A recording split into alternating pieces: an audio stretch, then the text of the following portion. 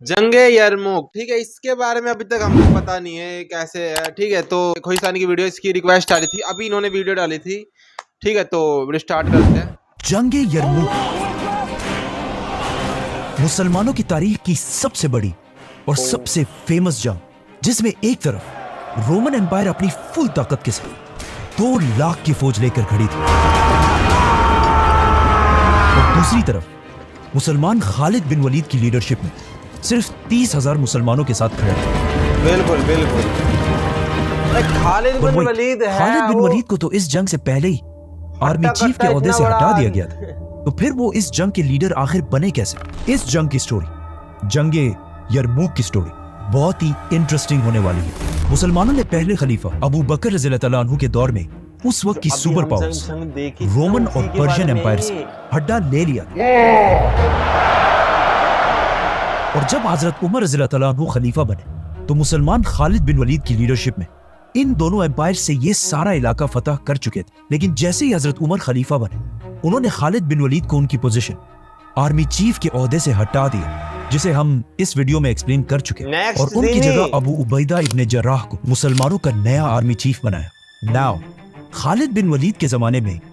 مسلمان ڈمیسکس جیسی بڑی سٹی کو فتح کر چکے تھے۔ یہ اتنی بڑی سٹی تھی کہ یہ آج تک سیریا، شام کا کیپٹل ہے۔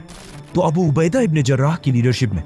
مسلمان اس سٹی سے بھی آگے بڑھے اور رومن امپائر کی ایک دوسری بہت ہی امپورٹنٹ سٹی تک پہنچے، امیسا، جسے آج ہومز کہا جاتا ہے۔ امیسا کوئی عام سٹی نہیں تھی، اس کی لمبی لمبی دیواریں تھیں، اور ان دیواروں کے سامنے ایک بہت بڑی نہر بنائی گئی تھی تاکہ کوئی اس سٹی کے دیواروں تک نہ پہنچ سکے۔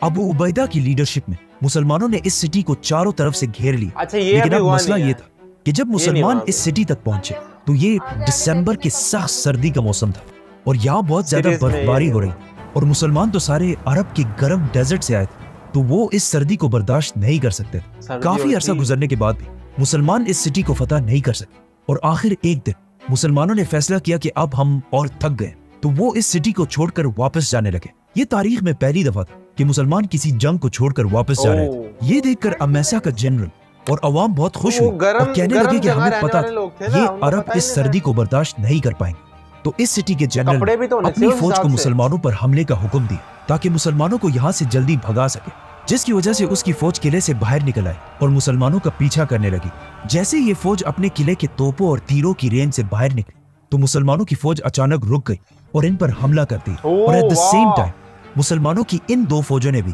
آ کر اس فوج پر حملہ کر دیا، اور اس طرح یہ ساری فوج ختم ہو گئی اور ان کا جنرل مارا گیا۔ مسلمانوں کی آرمی کی زبردست پلاننگ کو دیکھ کر یہی لگتا ہے کہ ضرور یہ خالد بن ولید کا ہی مشورہ ہوگا۔ ابو عبیدہ مسلمانوں کی فوج لے کر واپس سٹی کے پاس آئے۔ امیسا کے لوگ جو اب تک بہت خوش تھے، یہ دیکھ کر ان کا سارا حوصلہ ٹوٹ گیا، اور انہوں نے سٹی کی گیٹس کھول کر ابو عبیدہ کے سامنے سرنڈر کر دیا۔ ناؤ اب فائنلی ٹائم آ چکا تھا کہ مسلمان شام،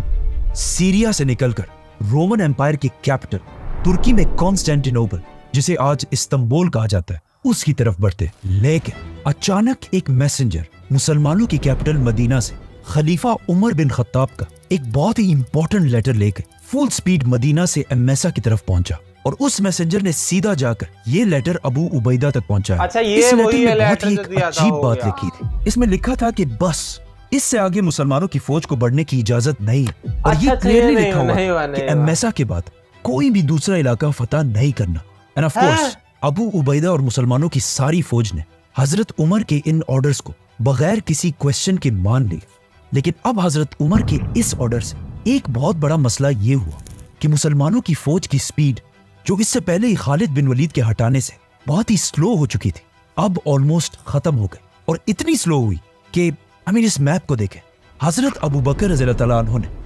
اس سے پہلے اپنی صرف 2 سال کی خلافت مدینہ سے ڈمیسکس تک یہ اتنا بڑا علاقہ فتح کیا تھا، لیکن اب حضرت عمر رضی اللہ تعالیٰ عنہ کے پہلے 2 سالوں میں مسلمان ڈمیسکس سے صرف اتنا ہی آگے جا پائے۔ لیکن اب کویسچن یہ تھا کہ حضرت عمر آخر کیوں مسلمانوں کو آگے بڑھنے سے روک رہے تھے؟ کیونکہ حضرت عمر رضی اللہ تعالیٰ عنہ کو لیڈرشپ کی ٹریننگ خود رسول اللہ صلی اللہ علیہ وسلم نے دی تھی، اور آپ صلی اللہ علیہ وسلم کو بھی ایک زمانے میں مکہ والوں نے آفر دی تھی، اور وہ آفر یہ تھی کہ ہم آپ کو مکہ کا بادشاہ بنا دیں گے اگر آپ اپنے خدا کے ساتھ ساتھ ہمارے خداؤں کو بھی صحیح کہیں۔ लेकिन आप सल्लल्लाहु अलैहि वसल्लम ने ये आसानी का रास्ता अपनाने के बजाय इस ऑफर को ठुकरा दिया और कई साल तक मक्का वालों के जुल्मों को बर्दाश्त करते रहे। इसी तरह हजरत उमर रज़ियल्लाहु अन्हु को भी पता था कि मुसलमानों के इन हर तरफ हमलों से मुसलमानों की ये एम्पायर तो बहुत फैल जाएगी और वो खुद बहुत बड़े बादशाह तो बन जाएंगे, लेकिन इससे इस्लाम को कोई फायदा नहीं होगा। क्योंकि अगर आज देखा जाए तो पूरी दुनिया में ऑलमोस्ट 2 बिलियन मुसलमान हैं, लेकिन 2 बिलियन होने के बाद भी मुसलमानों की आज कोई हैसियत नहीं है। तो हजरत उमर रज़ियल्लाहु अन्हु चाहते थे कि चाहे मुसलमान नंबर्स में कम भी हो लेकिन सच्चे मुसलमान। मतलब हजरत उमर रज़ियल्लाहु अन्हु को अपनी हुकूमत से ज्यादा इस्लाम की फिक्र थी। तो उन्होंने दोबारा हजरत अबू उबैदा की तरफ एक लेटर भेजा जिसका मफहूम ये था कि अब तुम सिर्फ एक आर्मी चीफ नहीं बल्कि पूरे शाम के गवर्नर और पहले इस्लामिक लीडर हो। तो अब सिर्फ जंगों से ज्यादा लोगों को इस्लाम सिखाओ और यहीं से पहली बार अरब से बाहर लोग इस्लाम के सिस्टम को जानने लगे। इससे पहले हजरत अबू बकर रज़ियल्लाहु अन्हु के दौर में मुसलमान इतनी टेंस सिचुएशन में थे कि उन्हें इन नए इलाकों में इस्लामिक निजाम कायम करने का टाइम नहीं मिला। तो अब हजरत उमर रज़ियल्लाहु अन्हु ने पहली बार दुनिया के सामने एक नया सिस्टम रखा, खिलाफत का सिस्टम। और हजरत उमर रज़ियल्लाहु अन्हु ने बहुत सोच समझ के हजरत अबू उबैदा को इस काम के लिए चूज किया, क्योंकि अबू उबैदा इब्न जर्राह रज़ियल्लाहु अन्हु इस्लाम के पहले 10 मुसलमानों में से थे और इस्लाम लाने के बाद वो रसूलुल्लाह सल्लल्लाहु अलैहि वसल्लम की हर डिसीजन में उनके साथ शामिल थे और इस्लाम के साथ इतने लॉयल थे कि जब जंग बदर में मुसलमान और काफिर एक दूसरे के सामने हुए तो अबू उबैदा के वालिद दुश्मनों की फौज में थे और फिर जब जंग शुरू हुई तो अबू उबैदा के वालिद उन्हीं के हाथों से मारे गए, जिसके बाद इनकी इस्लाम के साथ कमिटमेंट पर किसी को कोई शक नहीं था। इसीलिए हजरत उमर रज़ियल्लाहु अन्हु ने खालिद बिन वलीद को हटाकर इन्हें मुसलमानों का नया लीडर बनाया, क्योंकि अब जंग से ज्यादा एक ऐसे लीडर की जरूरत थी जो लोगों को इस्लाम का असल मकसद सिखा सके। तो हजरत अबू उबैदा रज़ियल्लाहु अन्हु ने पूरे शाम को छोटे हिस्सों में डिवाइड करके यहाँ के नए गवर्नर्स लगाए और खुद सबसे फ्रंट वाली सिटी एमेसा में अपना नया हेडक्वार्टर बनाया, ताकि अगर मुसलमानों को कोई भी खतरा हो तो सबसे पहले इनको पता चले। और अपने राइट हैंड खालिद बिन वलीद को शाम के असल कैपिटल दमश्क का गवर्नर बनाया और आमर इब्न आस को उर्दन जॉर्डन का गवर्नर लगाया और इन इलाकों में बिल्कुल इस्लाम के सिस्टम के मुताबिक ज़कात और जिज़िये का सिस्टम राइज किया। इस्लामिक कोर्ट्स और अदालतें भी बनाई और इवन एक पुलिस का सिस्टम भी बनाया और सबके सामने यहाँ के ताकतवर लोगों को उनकी पोजीशन से हटाकर आम लोगों की तरह उनको सजाएं दी। ये सब जब रोमन एम्पायर की अवाम ने देखा तो वो हैरान हुए कि ये लोग तो हमारी पिछली हुकूमत से बहुत बेहतर है। आखिर 1 साल से भी ज्यादा अरसा गुजर गया और मुसलमानों ने एमेसा के बाद और कोई भी सिटी फतह नहीं, बल्कि इस टाइम को यूज करके अपने इस एम्पायर को मजबूत करने की कोशिश की। लेकिन इस सारे टाइम से ऑलमोस्ट 1 साल से रोमन एम्पायर के बादशाह को भी टाइम मिला कि वो मुसलमानों के खिलाफ एक बहुत बड़ी फौज बना सके। लेकिन अब रोमन एम्पायर इतनी कमजोर हो चुकी थी कि मजबूरन रोमन एम्पायर के बादशाह हरकल हेराक्लियस ने एक ऐसा काम किया जो इससे पहले सोचना भी इम्पॉसिबल था। हुआ यूं कि रोमन एम्पायर के बादशाह हरकल ने पर्शियन एम्पायर के बादशाह की तरफ पहली बार दोस्ती का हाथ बढ़ाया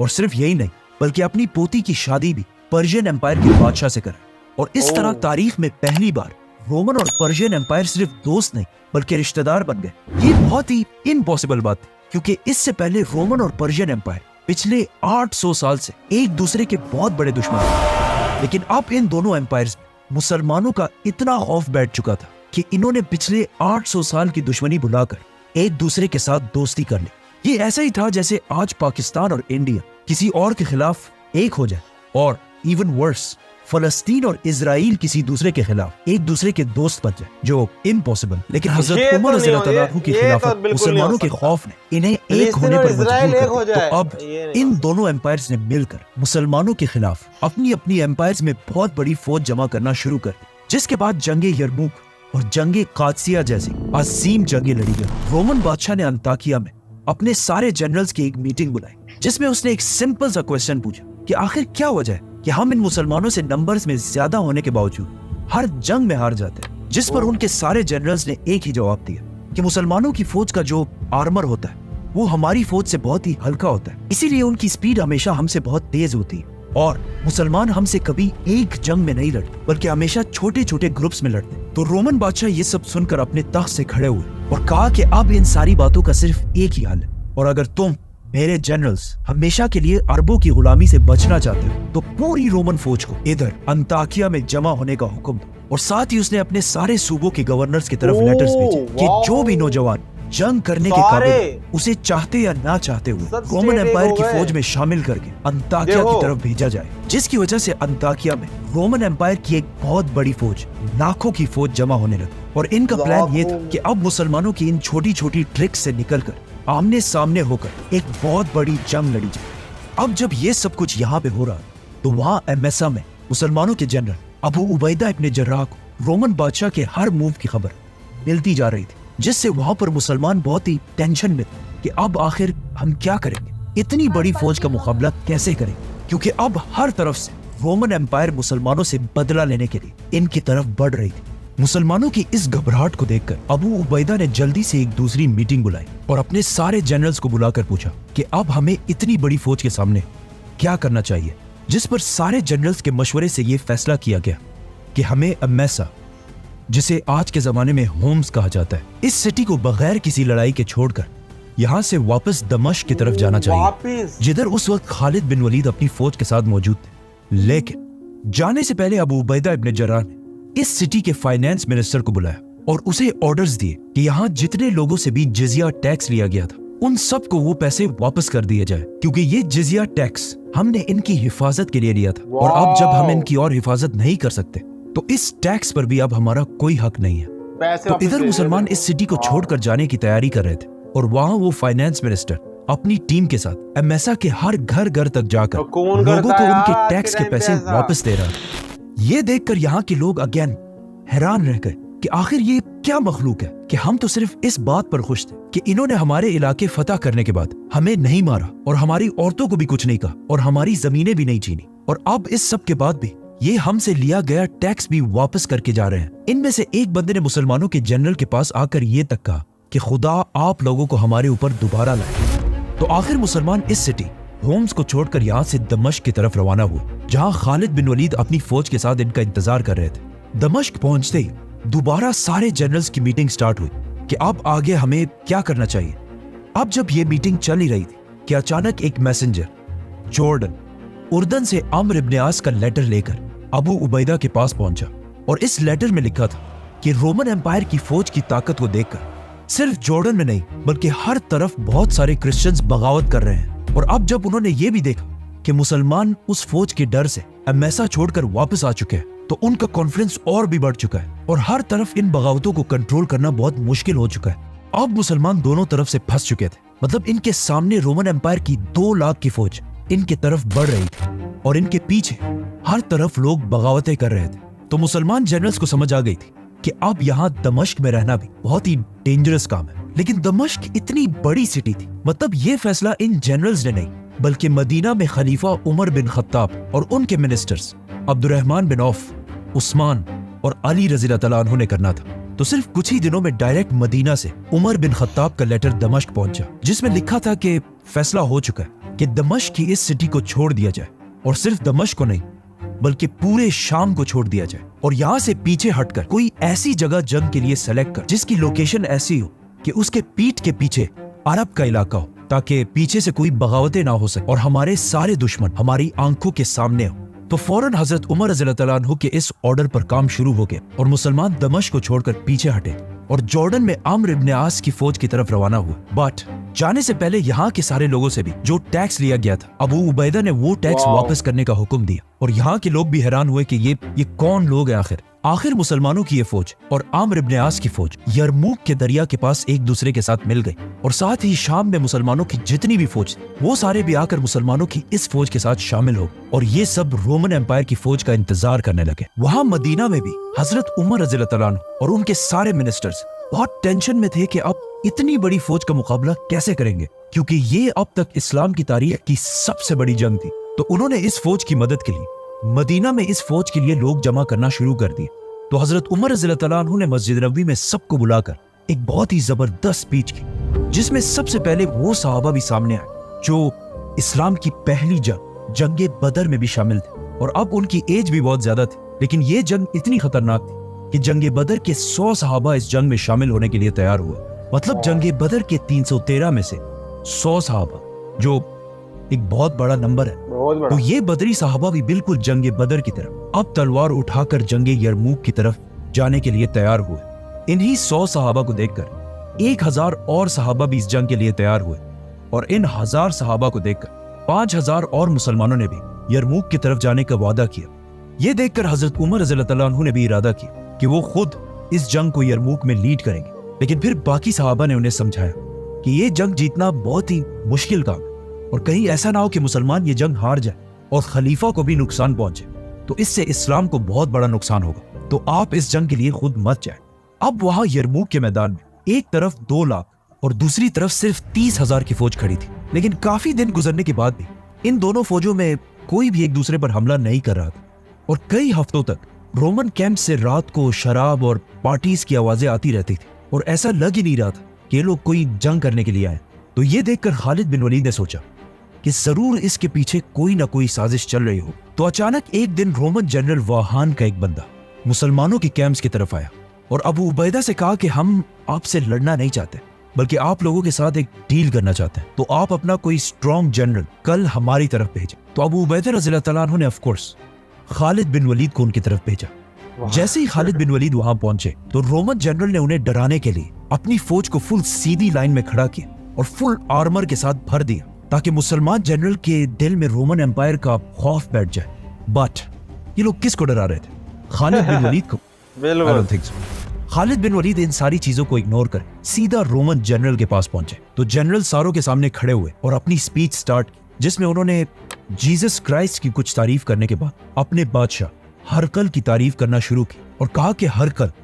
रोमन बादशाह पूरी दुनिया का सबसे ताकतवर बादशाह है। और जब वो इसकी कुछ ज्यादा ही तारीफ करने लगा तो खालिद बिन वलीद ने उसे रोक दी और कहा, यस मैं मानता हूं कि तुम्हारा बादशाह सबसे बड़ा बादशाह, हमारे बादशाह से भी बड़ा बादशाह, लेकिन जिस आदमी को हमने अपना लीडर बनाया वो असल में कोई बादशाह है ही नहीं बल्कि खलीफा है। और जिस दिन उसके दिल में बादशाह की थोड़ी सी भी ख्वाहिश पैदा हुई हम उसको उसकी पोजीशन से हटा देंगे। और ये बात बिल्कुल सही थी क्योंकि अगर देखा जाए तो यरमूक की मुसलमानों की इस फौज में खलीफा उमर बिन खत्ताब के अपने बेटे अब्दुल्ला बिन उमर भी शामिल थे, लेकिन किसी जनरल की हैसियत में नहीं बल्कि एक आम सोल्जर की तरह। इसके अलावा पिछले खलीफा हजरत अबू बकर के बेटे अब्दुर्रहमान बिन अबू बकर भी इस जंग में एक आम सोल्जर की तरह शामिल। और इस फौज के जनरल सारे ऐसे लोग जिनका हजरत उमर रज़ियल्लाहु ताला अन्हु के कबीले बनु अदी से दूर दूर तक कोई ताल्लुक नहीं। खालिद बिन वलीद ने ऑफ कोर्स इस मीटिंग में रोमन्स की सारी ऑफर्स को रिजेक्ट कर दी और वापस अपने कैंप्स की तरफ आए। बट एक मिनट, ये अजीब बात नहीं है कि रोमन्स 2 लाख होने के बाद भी मुसलमानों से जंग नहीं बल्कि डील करना चाहते। असल में ये सब कुछ झूठ।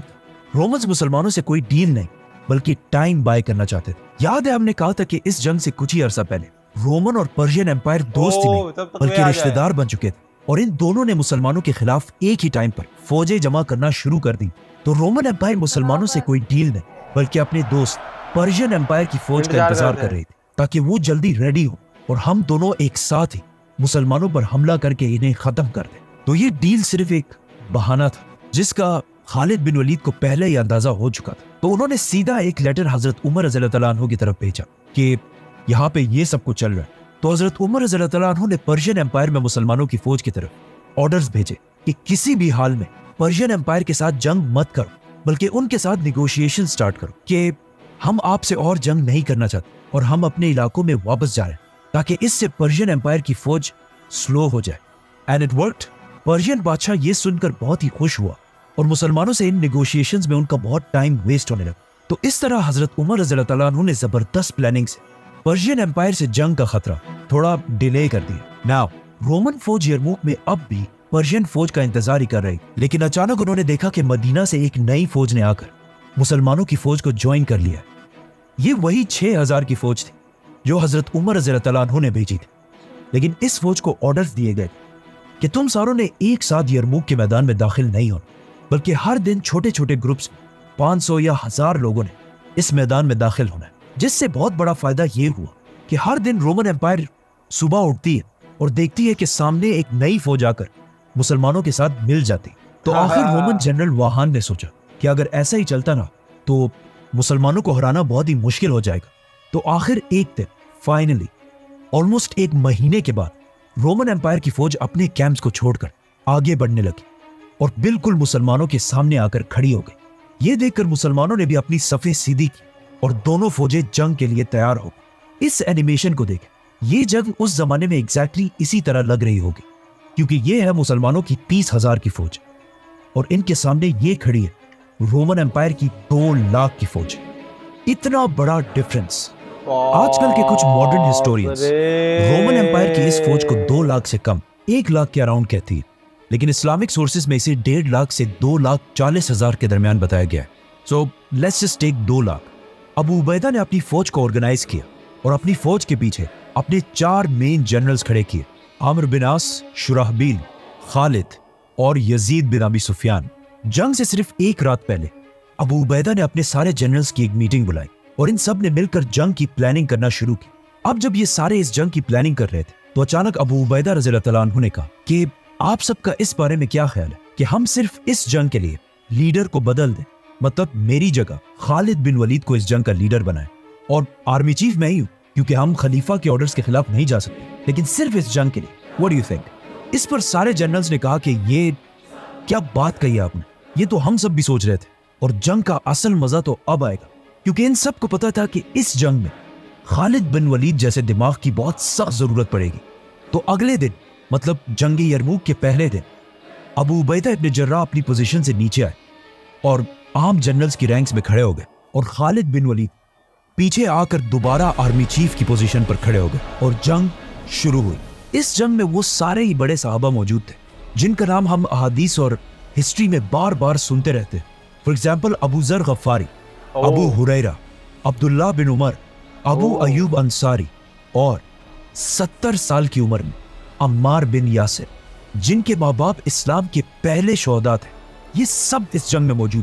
اور ابو بکر، عمر اور عثمان رضی اللہ تعالیٰ عنہ کے بیٹے بھی اس جنگ میں شامل تھے۔ جنگ کا پہلا دن 15 اگست سال 636 تھا، مطلب حضرت عمر رضی اللہ تعالیٰ عنہ کی خلافت کو 2 سال ہو چکے تھے۔ رومن فوج نے نمبرز میں زیادہ ہونے کی وجہ سے پہلے مسلمانوں پر حملہ کر دیا اور بہت دیر تک لڑائی ہوئی، لیکن اس دن دونوں فوجوں کو کوئی خاص نقصان نہیں ہوا، کیونکہ دونوں ہی فوجیں ایک دوسرے کی طاقت اور ہمت کو ٹیسٹ کر رہے تھے، اور شام ہوتے ہی دونوں فوجیں اپنی اپنی پوزیشنز پر واپس چلی گئیں۔ اس جنگ میں ایک رومن سولجر جارج بھی شہید ہوا، کیونکہ جنگ سے پہلے ہی جارج رومن آرمی کو چھوڑ کر اسلام قبول کر کے مسلمانوں کے ساتھ شامل ہو گئے اور اپنے اسلام کے پہلے ہی دن شہید ہو گئے۔ جنگ کے دوسرے دن رومن امپائر نے مسلمانوں کو سرپرائز کرنے کے لیے فجر کے نماز کے ڈائریکٹ بعد مسلمانوں پر حملہ کر دیا، بٹ خالد بن ولید کو اس سب کا پہلے ہی اندازہ تھا، تو ان کے پہنچنے سے پہلے مسلمان جنگ کے لیے بالکل ریڈی کھڑے تھے۔ اس بار رومنز نے بالکل زور سے حملہ کیا، اور آخر تھوڑی جنگ کے بعد مسلمانوں کی رائٹ سائڈ پر، جسے عامر بن عاص لیڈ کر رہے تھے، اتنا پریشر پڑا کہ وہ آہستہ آہستہ مین لائن سے پیچھے ہٹنے لگے، اور آخر اتنا پیچھے تک آ گئے کہ بالکل مسلمانوں کے کیمپس تک پہنچ گئے، جہاں مسلمانوں کی عورتیں اور فیملیز موجود تھیں، کیونکہ مسلمان پچھلے 3 سالوں سے رومن امپائر کے اندر رہ رہے تھے، تو ان کے ساتھ ان کی فیملیز بھی عرب کو چھوڑ کر یہیں پر آباد ہو چکی تھی۔ جب ان عورتوں نے دیکھا کہ مسلمان جنگ سے آہستہ آہستہ پیچھے ہٹ، تو انہوں نے اپنے کیمپس کے سامنے بہت سارے اونٹوں کو لائن میں کھڑا کر کے آلموسٹ ایک دیوار بنا دی، اور خود تلوار اٹھا کر رومن امپائر کی فوج کے سامنے جنگ میں کود پڑے، جو اس سے پہلے کبھی بھی نہیں ہوا تھا۔ اور کچھ عورتیں اپنے کیمپ سے مسلمان مردوں پر پتھر پھینکنے لگی اور کچھ ایسے اشعار پڑھنے لگی تاکہ مسلمان مردوں کو جنگ سے پیچھے ہٹنے میں شرم آئے اور وہ آگے بڑھے، اینڈ اٹ ورکڈ۔ مسلمانوں کی فوج اور پیچھے ہٹنے سے رک گئی اور اپنی جگہ پر مضبوطی سے کھڑی ہو گئی، اور اسی ٹائم خالد بن ولید اپنی فوج لے کر مسلمانوں کی رائٹ سائڈ کی ہیلپ کے لیے پہنچے، اور پھر عامر بن عاص اور خالد رضی اللہ تعالیٰ عنہ نے مل کر رومن امپائر کی فوج کو واپس دھکیل دیے اور وہیں پر واپس لے کے آئے جہاں سے جنگ شروع ہوئی۔ اب جب جنگ دوبارہ نارمل ہوئی تو اچانک مسلمانوں کی لیفٹ سائڈ، جسے یزید بن ابی سفیان لیڈ کر رہے اور برداشت نہ کر سکی، اور یہ بھی بالکل اسی طرح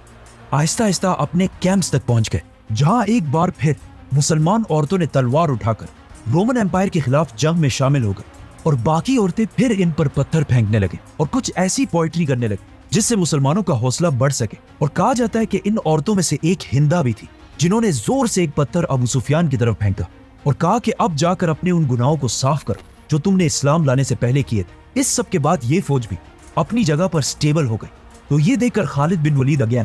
رائٹ سائڈ سے فل سپیڈ لیفٹ سائڈ کی مدد کے لیے اپنی فوج کے ساتھ دوبارہ پہنچے، اور پھر اس فوج کو بھی پیچھے ہٹا کر جنگ دوبارہ وہی لے گئے جہاں سے شروع ہوئی، اور پھر تھوڑی دیر شام ہونے کے بعد رومن فوج وداؤٹ گیننگ اینی تھنگ واپس اپنے کیمپس کی طرف چلی گئی، यरमुक के तीसरे दिन रोमन एम्पायर ने दोबारा मुसलमानों पर हमला किया और अगेन थोड़ी सी जंग के बाद उसी तरह मुसलमानों की राइट साइड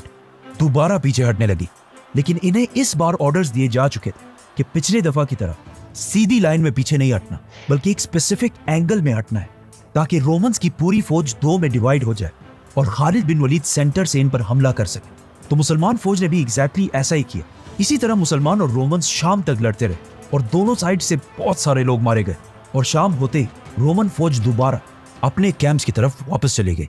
जंग यरमुक का चौथा दिन इस जंग का सबसे खतरनाक दिन था, जिसे आज भी the day of lost eyes कहा जाता है। इस बार रोमन जनरल वाहान ने अपनी स्ट्रेटजी बिल्कुल बदल दी और सुबह होते ही सिर्फ अपनी लेफ्ट साइड की फौज को मुसलमानों पर हमले का हुक्म दिया और दूसरी फौज को आहिस्ता आहिस्ता लेकर आगे बढ़ने लगा। वाहान का यह प्लान बहुत ही जबरदस्त था क्योंकि कुछ ही देर के बाद अगेन मुसलमानों की राइट साइड जंग से पीछे हटने लगी। खालिद बिन वलीद ने यह देखकर सिचुएशन संभालने के लिए अबू उबैदा और यजीद को हुक्म दिया कि यही खड़े रहने के बजाय तुम रोमन फौज पर हमला कर दो और खुद राइट साइड पर मुसलमानों की मदद के लिए पहुंचे। अबू उबैदा और उसकी फौज ने आगे जाकर रोमन एम्पायर को काफी देर तक रोका रखा और काफी देर तक जंग इसी तरह चलती रही। आखिर रोमन जनरल ने अपने आर्चर्स को आगे किया और उन्होंने अबू उबैदा की फौज पर तीर बरसाना शुरू कर दिया, जिससे बहुत सारे मुसलमान शहीद हुए और जो मुसलमान बच गए उनमें से 700 लोगों के आंखों में तीर लगी, जिससे वो ऑलमोस्ट ब्लाइंड हो गए, जिससे मजबूरन अबू उबैदा की फौज आहिस्ता आहिस्ता पीछे हटने लगी। अब चौथे दिन पहली बार मुसलमानों की राइट और लेफ्ट दोनों फौजें इतने पीछे चली गई कि दोनों फौजें अपनी कैंप्स तक पहुंच गई और वहां एक बार फिर औरतों ने अपने कैंप से निकलकर तलवार उठाकर रोमन एम्पायर के खिलाफ लड़ना शुरू कर दिया और बाकी औरतों ने दोबारा मुसलमानों पर पत्थर फेंकना शुरू कर दिए ताकि उनकी अरब गैरत जाग सके। यरमुक के इस जंग में मुसलमान औरतों के इस रोल से बाद में एक मुसलमान सोल्जर ने यह भी कहा कि उस दिन यरमुक के दिन हमें रोमन एम्पायर की फौज से इतना डर नहीं लगता जितना इन औरतों की बातों और पत्थरों से लगता था। इसी तरह मुसलमानों की फौज रोमन एम्पायर से बहुत छोटी होने के बाद भी अपनी जगह पर मजबूती से खड़ी हो गई, जिस पर रोमन सोल्जर्स भी हैरान थे कि हम इनसे इतना ज्यादा होने के बाद भी इन्हें आखिर क्यों पीछे नहीं हटा पा रहे। और आखिर कुछ ही देर बाद शाम हो गई और रोमन फौज 2 लाख होने के बावजूद अब तक कुछ हासिल ना कर सके और मजबूरन उन्हें जंग से पीछे हटना पड़ा। रोमन एम्पायर की फौज और जनरल का ख्याल था कि ये ज्यादा से ज्यादा 1 या 2 दिन की लड़ाई होगी, लेकिन मुसलमानों के हौसले और जज्बे को देखकर रोमन एम्पायर का मोराल बिल्कुल डाउन हो गया। मुसलमानों को भी इस चौथे दिन सबसे ज्यादा नुकसान हुआ और जब मुसलमान अपने शहीदों को जंग से उठाने के लिए गए तो उन्हें इन्हीं शहीदों में से इक्रमा बिन अबू जहल भी मिला, जो इस जंग में बहुत बहादुरी से लड़े थे और जंग के दरमियान ही शहादत की कसम उठा चुके थे। मतलब कितनी अजीब बात, ये इक्रमा अबू जहल का बेटा था जो इस्लाम का सबसे बड़ा दुश्मन था और अब उसी अबू जहल के बेटे ने इस्लाम के लिए अपनी जान भी कुर्बान कर दी थी। चौथे दिन के बाद रात को वाहान ने अपने सारे जनरल्स की मीटिंग बुलाई और पूछा कि ये आखिर क्या हो रहा है, हम क्यों नहीं जीत पा रहे। तो उसे बताया गया कि मुसलमान तो पीछे हटने वाले नहीं है और अब हमारी फौज भी बहुत ज्यादा थक चुकी है और लड़ाई के काबिल नहीं रही। तो अपने सारे जनरल्स के मशवरे से वाहान ने आखिर एक फैसला किया। 5वां दिन शुरू होते ही मुसलमान बिल्कुल रेडी जंग के लिए खड़े थे, लेकिन उस दिन रोमन एम्पायर ने हमला किया ही नहीं, बल्कि अपनी तरफ से एक मैसेंजर मुसलमानों की तरफ भेजा जिसने खालिद बिन वलीद को बताया कि रोमन फौज अब और जंग नहीं करना चाहती, तो बस हम इस जंग को इधर ही खत्म कर देते, किसी और दिन फिर दोबारा लड़ लेंगे। मुसलमान इसके बाद भी उसी तरह अपनी लाइंस बनाकर खड़े रहे, लेकिन 5वें दिन कोई लड़ाई नहीं हुई। तो खालिद बिन वलीद ने अपने सारे जनरल्स को मीटिंग के लिए बुलाया और उन्हें रोमन्स की इस ऑफर के बारे में बताया। तो कुछ जनरल्स ने बताया कि सिर्फ रोमन्स ही नहीं बल्कि मुसलमान भी काफी थक चुके हैं, तो हमें चाहिए कि हम इस ऑफर को मान लें। लेकिन अबू उबैदा और खालिद बिन वलीद दोनों की राय ये थी कि जंग तो अभी सिर्फ शुरू हुई है। तो सारों की बातें सुनने के बाद खालिद बिन वलीद खड़े हुए और उन्हें बताया कि अब तक हमारी स्ट्रेटेजी यही थी कि हम इन पर हमला नहीं करेंगे और अपनी जगह पर खड़े रहकर सिर्फ इन्हें थकाएंगे और जब ये लड़ कर थक जाएंगे तब हमारी असल गेम शुरू होगी। तो खालिद बिन वलीद ने रोमन जनरल की ऑफर रिजेक्ट कर दी और सारी मुसलमानों की फौज को हमले के लिए रेडी रहने का हुक्म भेजा। छठे दिन रोमन फौज के बजाय एक यंग रोमन वॉरियर ग्रेगरी, जो बहुत ही पावरफुल सोल्जर था, अपनी फौज से सामने आया और मुसलमानों के जनरल को चैलेंज किया। तो पहली बार अबू उबैदा इब्न जर्राह उससे जंग के लिए आगे बढ़े, लेकिन खालिद बिन वलीद ने एकदम उन्हें रोक दिया कि آپ کی عمر 50 سال کے قریب ہے, آپ کیسے اس ینگ لڑکے سے لڑ پائیں گے؟ تو ابو عبیدہ نے جواب دیا کہ اگر میں نہیں گیا تو لوگ کہیں گے کہ مسلمانوں کا جنرل ایک چھوٹے سے لڑکے سے ڈر گیا, اور ان کیس اگر میں اس لڑائی میں شہید ہو جاؤں تو میں تمہیں, خالد کو, اپنے بعد آرمی چیف نومینیٹ کرتا ہوں. یہ کہہ کر ابو عبیدہ مسلمانوں کی فوج سے آگے بڑھے اور لڑائی شروع ہوئی. کافی دیر لڑائی ہونے کے بعد آخر گریگری لڑائی چھوڑ کر اپنی فوج کی طرف بھاگنے لگا, لیکن یہ صرف ایک ٹرک. جیسے ہی ابو عبیدہ اس کے پیچھے گئے, اس نے ایک دم پیچھے مڑ کر تلوار سے فل سپیڈ ان کی طرف وار کی, لیکن at the last second Abu Ubaidah نے اسے ڈاج کر کے اپنی تلوار سے اس کی گردن اڑا دی. یہ دیکھ کر پیچھے کھڑے خالد بن ولید زور سے اللہ اکبر کا نعرہ لگا, اور انہی کے ساتھ پوری مسلمان فوج نعرے لگانے لگی. اور اسی کے ساتھ خالد بن ولید نے 6 دنوں کے بعد پہلی بار مسلمانوں کی فوج کو رومن امپائر پر حملے کا حکم دیا. ابو عبیدہ اپنی جگہ پر ہی کھڑے رہے, اور پیچھے سے مسلمانوں نے انہیں جوائن کر کے رومن امپائر پر حملہ کر دیا, اور مسلمانوں کی فوج فل سپیڈ آ کر رومن امپائر کی فوج سے ٹکرا گئی. لیکن مسلمانوں کی اس ساری ایکسائٹمنٹ اور جذبے کے بعد بھی رومن امپائر کی فوج مسلمانوں سے اتنی زیادہ تھی کہ مسلمان انہیں زیادہ کوئی نقصان نہیں پہنچا پائے, اور کافی دیر تک جنگ اسی طرح چلتی رہی, اور بہت سارے مسلمان شہید ہونے لگے. اور آہستہ آہستہ ایسا لگنے لگا کہ خالد بن ولید نے یہ حملہ کر کے بہت بڑی غلطی کی ہے, کیونکہ اب یہاں سے پیچھے جانا بھی امپاسبل تھا. رومن جنرل واہان بھی خالد بن ولید کی اس غلط اسٹریٹجی کو دیکھ کر بہت خوش ہوا اور مسلمانوں کی طرف دیکھ کر مسکرانے لگا. لیکن اچانک اس نے دیکھا کہ خالد بن ولید اپنے گھوڑے پر اکیلے مسلمانوں کی رائٹ سائڈ پر فل سپیڈ بھاگنے لگا. لیکن اس نے سوچا کہ اکیلے یہ ایک شخص ہمارا کیا بگاڑ لے گا. کسی کو پتا نہیں تھا کہ خالد بن ولید آخر اپنے گھوڑے پر کہاں جا رہے ہیں. جیسے ہی خالد بن ولید مسلمانوں کو کراس کرتے ہوئے پہاڑ کے قریب پہنچے تو اچانک آؤٹ آف نو ویئر پہاڑ کے پیچھے سے 8000 ہارس مین فل سپیڈ خالد رضی اللہ تعالیٰ عنہ کے ساتھ شامل ہو گئے, اور ان 8000 ہارس مین نے رومن امپائر کی فوج پر رائٹ سائڈ سے حملہ کر دیا. اب اس کا کسی کو پتا نہیں تھا. جنگ سے ایک رات پہلے ہی خالد بن ولید نے ان 8000 ہارس مین کو اس پہاڑ کے پیچھے بھیجا تھا, اور انہیں آرڈرز دیے تھے کہ جب تم مجھے اپنے گھوڑے پر فل سپیڈ بھاگتا ہوا دیکھو تو یہی تمہارا حملہ کرنے کا سگنل ہے. یہ 8000 ہارس مین بہت تیزی سے رومن امپائر کی فوج کو کرش کرنے لگے. یہ دیکھ کر رومن امپائر کی ساری فوج میں خوف پھیل گیا, جس سے رومن امپائر کی فوج آہستہ آہستہ جنگ چھوڑ کر ہر طرف بھاگنے لگی, اور مسلمان ان کا پیچھا کرنے لگے. یہ فوج جنگ سے فل سپیڈ اس پل کی طرف بھاگی جو ان کے بھاگنے کا مین راستہ تھا. لیکن جیسے ہی یہ فوج پل کے قریب پہنچی, انہوں نے دیکھا کہ یہاں بھی پہلے سے مسلمان فوج کا ایک ڈویژن کھڑا ہے, اور انہیں بھی ایک رات پہلے خالد بن ولید نے اس فوج سے چھپا کر پیچھے برج کے پاس کھڑا کیا تھا. مطلب خالد بن ولید کی کیلکولیشنز اتنی پاورفل تھی کہ انہیں پتا تھا کہ یہ جنگ تو میں جیت جاؤں گا, لیکن جنگ ہارنے کے بعد جب رومنز بھاگیں گے تو میں انہیں بھاگنے بھی نہیں دوں گا. اور کہا جاتا ہے کہ جب خالد بن ولید نے یہ منظر دیکھا تو انہوں نے تھوڑی دیر کے لیے اپنی آنکھیں بند کی اور اللہ کا اس عظیم فتح پر شکریہ ادا کیا, اور پھر اپنی آنکھیں کھول کر سب سے پہلے پوچھا کہ واہان کدھر ہے. تو انہیں بتایا گیا کہ واہان تو یہاں سے بھاگ چکا ہے. تو خالد بن ولید بھی فل سپیڈ اس کے پیچھے گئے اور کچھ ہی دیر میں اسے پکڑ کر مار دیا. اس جنگ یرموک کو بیٹل آف دا سینچری کہا جاتا ہے, جس نے دنیا کی تاریخ کو ہمیشہ کے لیے بدل دیا, کیونکہ اس جنگ سے پہلے شام اور اس سارے علاقے میں لوگ گریک اور ایرامیک زبان بولا کرتے تھے, لیکن اس جنگ کے بعد اگر آج تک دیکھا جائے تو یہاں کے لوگ اپنی زبانیں چھوڑ کر آج عربی زبان بولتے ہیں. اور یہ علاقہ شام جو ایک زمانے میں کرسچینٹی کا سینٹر ہوا کرتا تھا, آج پورا کا پورا مسلمان ہے. اب صرف امیجن کریں جب اس فتح کی خبر مسلمانوں کی کیپٹل مدینہ پہنچی ہوگی تو وہاں کے سارے مسلمان کتنے خوش ہوئے ہوں گے. But at the same time جب اس جنگ کے ہار کی خبر رومن امپائر کے بادشاہ ہرکل تک پہنچی تو اس نے انطاکیہ میں آخری بار کھڑے ہو کر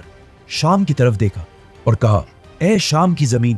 میں تمہیں سلام پیش کرتا ہوں. تم دنیا کی سب سے خوبصورت زمینوں میں سے ایک ہو, لیکن افسوس آج کے بعد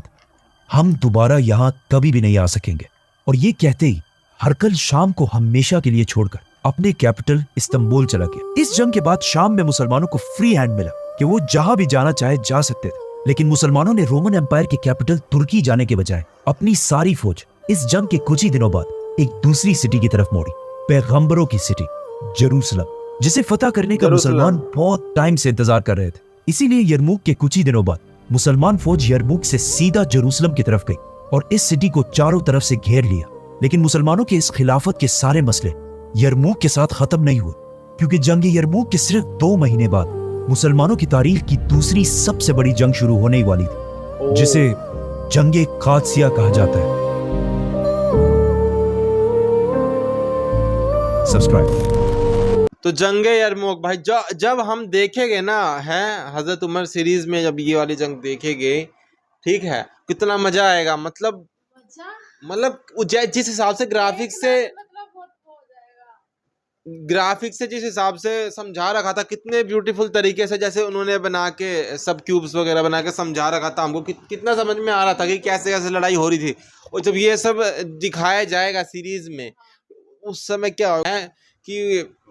8,000 सेना इस तरफ खड़ी रहेगी, ठीक है। जब मैं आऊं घोड़े पे तो उस समय मेरे साथ आना, पीछे वो करेंगे और उधर भागने के हर दिन